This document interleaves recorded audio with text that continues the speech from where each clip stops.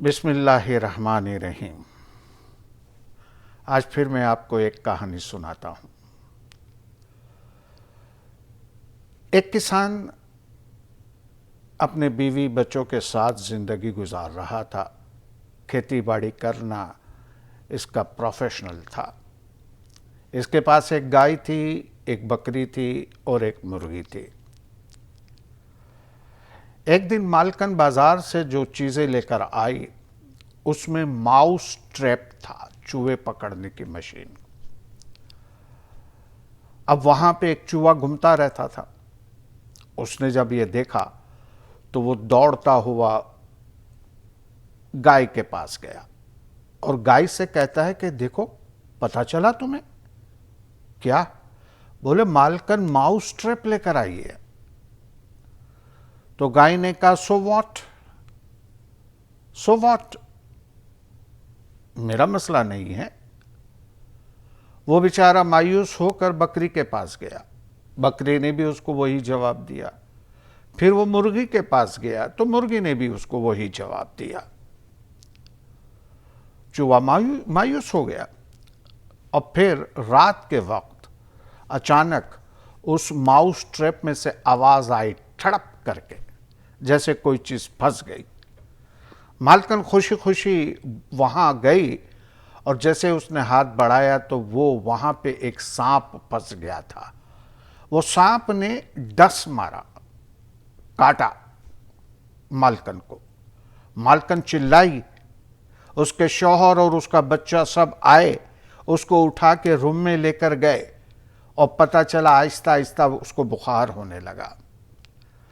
تو کسان سوچنے لگا کہ بیمار ہوتے ہیں، بخار چڑھتا ہے تو اس کو ہم سوپ پلاتے ہیں، تو کیوں نہ چکن سوپ پلائیں۔ فائنلی ڈیسائیڈ کر کے اس نے چکن کو یعنی مرغی کو کاٹا اور اس کا سوپ بنایا اور مالکن کو پلایا۔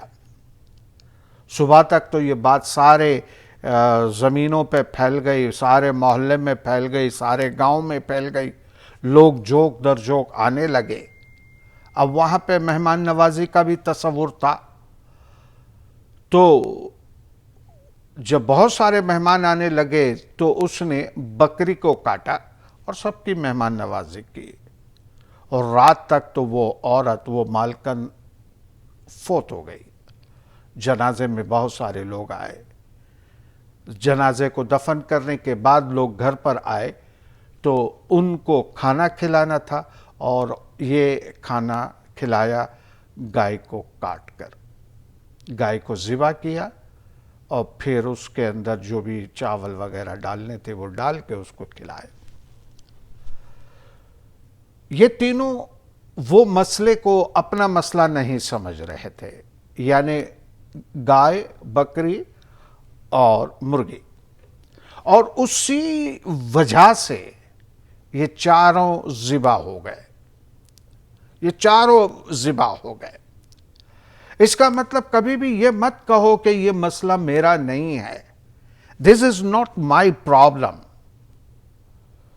بلکہ ہر انسان کو یہ محسوس کرنا چاہیے کہ اگر میرا پڑوسی یا میرا بھائی یا میرا رشتہ دار یا میرے خاندان کا کوئی آدمی تکلیف میں ہے، مصیبت میں ہے، کبھی مت کہو کہ دس از ناٹ مائی پرابلم، یہ کبھی مت کہو، کیونکہ ہو سکتا ہے کہ قانون قدرت ہمیں اس موڑ پر لے آئے کہ جو مسئلہ ہم اس کا مسئلہ سمجھ رہے تھے وہی مسئلہ آج ہمارا اپنا مسئلہ ہو جائے۔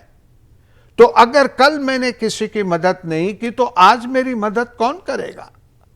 معاشرہ نہیں چل سکتا، سوسائٹی نہیں چل سکتی، ملک نہیں چل سکتے جب تک آپ کی سوچ بدل نہ جائے۔ اور کبھی بھی یہ سوچنا ہی نہیں ہے کہ یہ پرابلم میرا پرابلم نہیں ہے۔ جب کبھی بھی انسان کی سوچ ڈیولپ ہوگی، جب کبھی بھی انسان اس لیول پر جا کے سوچنے لگے گا کہ آج وہ مسئلہ اس کا مسئلہ ہے، ہو سکتا ہے کہ کل وہی مسئلہ میرے اوپر آئے تو آج میں اس کی مدد کروں۔ آج میں اس کی ہیلپ کروں، اس کا پرابلم سالو کرنے کی کوشش کروں، اس کا مسئلہ حل کرنے کی کوشش کروں، ظاہر ہے اس کو تو فائدہ ہوگا ہی ہوگا، لیکن رب کتنا خوش ہوگا، رب کتنا خوش ہوگا۔ اس لیے سوسائٹی بنتی ہی اسی کے اوپر ہے۔ اچھا معاشرہ خوشحال زندگی کی ضمانت بنتا ہے اگر ہماری سوچ اس طرح کی ہو جائے، اگر ہم اس سوچ کو اور ڈیولپ کر لیں تو نہ ہمارے پڑوس میں کوئی تکلیف میں ہوگا، نہ ہمارے خاندان میں کوئی ہوگا۔ جہاں ہم کو پتہ چلے کہ یہ آدمی کو پرابلم ہے، چاہے کسی بھی قسم کا پرابلم ہے، کوشش کریں کہ اس پرابلم کو سالو کریں، اس کو سالو کرنے میں اس کی مدد کرے۔ اس بندے کو اکیلا مت چھوڑ دو، اکیلا مت چھوڑو۔ اگر وہ اکیلا پڑ گیا اور کوئی وہ قدم غلط اٹھا لیتا ہے تو شاید خدا ہم کو بھی پوچھے گا کہ کیوں تم نے اس کی مدد نہیں کی، جبکہ تم مدد کرنے کے قابل تھے، جبکہ تم مدد کر سکتے تھے۔ تو مدد کرو ان کی، ہیلپ کرو ان کی، اور اس طرح سے زندگی گزارو۔ انشاءاللہ اس دنیا میں بھی سرخرو، آخرت میں بھی سرخرو۔ بس آج اتنا ہی، جیو اور جینے دو۔ خدا حافظ۔